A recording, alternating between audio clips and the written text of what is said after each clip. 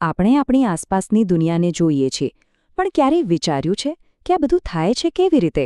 આકાશનો વાદળી રંગ, બગીચામાં ખીલેલા ફૂલો કે પછી કોઈનો પરિચિત ચહેરો, આ બધાની પાછળનો જવાબ એક જ શબ્દમાં છુપાયેલો છે: પ્રકાશ.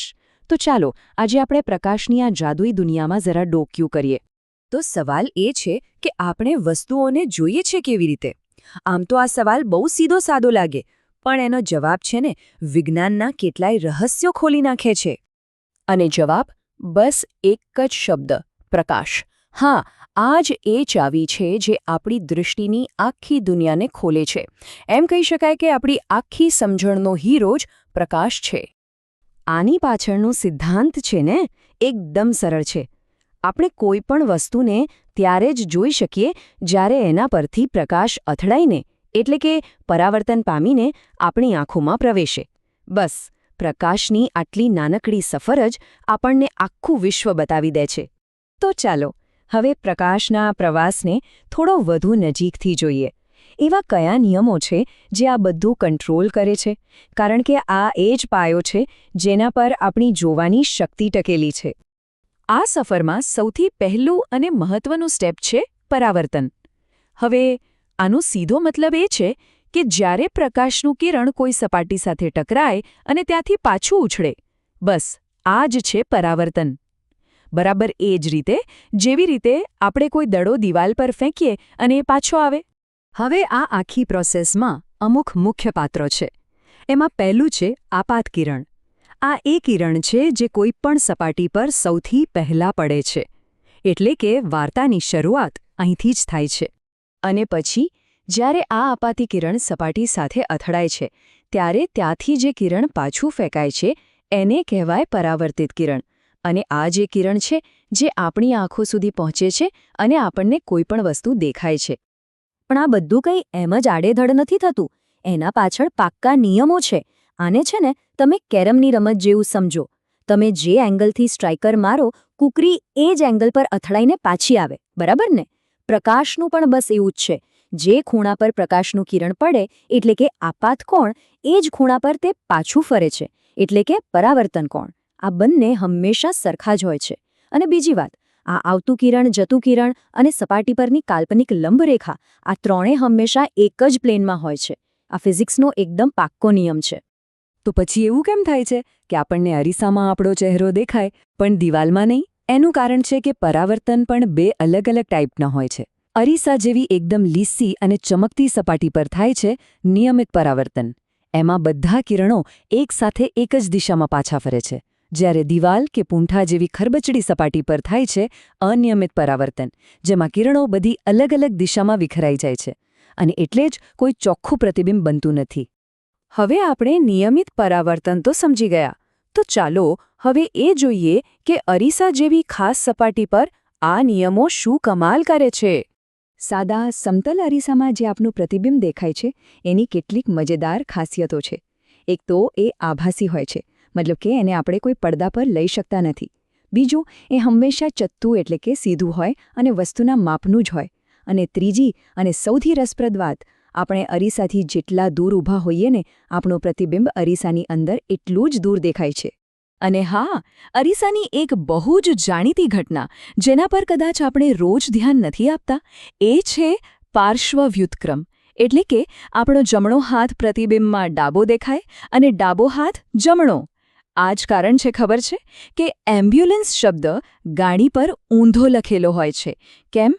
જેથી આગળ જતી ગાડીના ડ્રાઈવરને એના રિયર વ્યૂ મિરરમાં એ શબ્દ સીધો વંચાય. ચાલો, તો પ્રકાશનું કિરણ વસ્તુ પરથી અથડાઈને પાછું તો ફરી ગયું. હવે એ પહોંચે છે એના છેલ્લા અને સૌથી અગત્યના મુકામ પર, એટલે કે આપણી આંખમાં.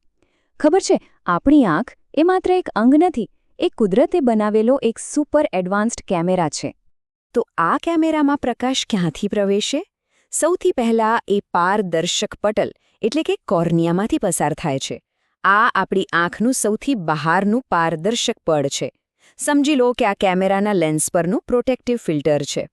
ત્યાર પછી પ્રકાશ પહોંચે છે આઇરિસ અને કીકી પાસે. આઇરિસ એટલે આંખનો જે રંગીન ભાગ હોય છે ને, એનું કામ છે કીકીની સાઇઝને નાની મોટી કરવાનું. તમે જોયું હશે કે તડકામાં જઈએ તો કીકી નાની થઈ જાય અને અંધારામાં મોટી. બસ આ બરાબર કેમેરાના એપર્ચર જેવું જ કામ કરે છે, જેથી આંખમાં જરૂર પૂરતો જ પ્રકાશ જાય. કીકીની બરાબર પાછળ જ હોય છે લેન્સ, અને આનું કામ તો બહુ જ અગત્યનું છે. એ અંદર આવતા પ્રકાશને એવી રીતે ફોકસ કરે છે કે એની એકદમ શાર્પ, ક્લિયર ઇમેજ આંખના પાછળના ભાગ પર બને. અને પ્રકાશની સફરનું છેલ્લું સ્ટોપ છે રેટિના. આ શું છે? તો એ આંખના પાછળના ભાગમાં આવેલો એક પડદો છે, જે પ્રકાશ માટે બહુ જ સંવેદનશીલ હોય છે. બરાબર, જૂના કેમેરાની ફિલ્મ જેવો કે પછી આજના ડિજિટલ કેમેરાના સેન્સર જેવો. લેન્સ જે પણ છબી બનાવે એ અહીંયા કેપ્ચર થાય છે.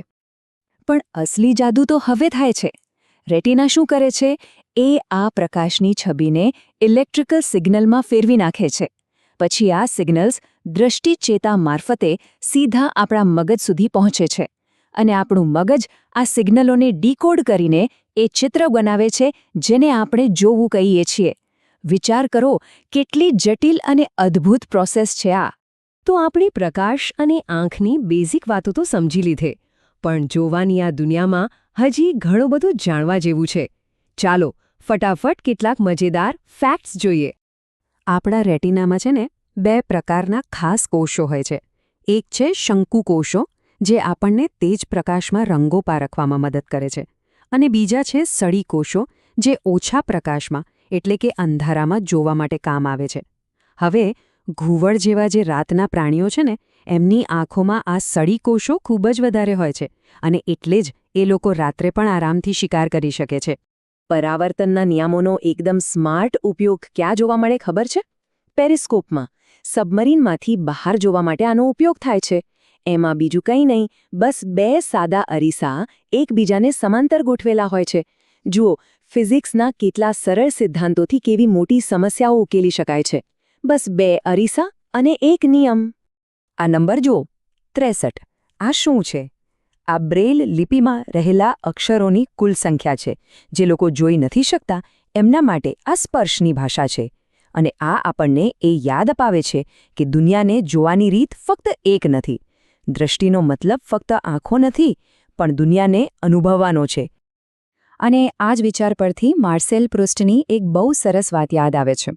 એમણે કહ્યું હતું, શોધની સાચી સફર નવા પ્રદેશો શોધવામાં નથી, પરંતુ નવી દ્રષ્ટિ કેળવવામાં છે. અને વિજ્ઞાન આપણને બસ આ જ નવી દ્રષ્ટિ આપવાનું કામ કરે છે. તો અંતે એક સવાલ સાથે આપણે આ ચર્ચા પૂરી કરીએ. શું આપણી આંખો જે બતાવે છે એ જ સંપૂર્ણ સત્ય છે, કે પછી એ માત્ર પ્રકાશ, પરાવર્તન અને આપણા મગજના અર્થઘટનથી બનેલી વાસ્તવિકતાની એક ઝલક છે? આના પર વિચારવા જેવું ખરું નહીં?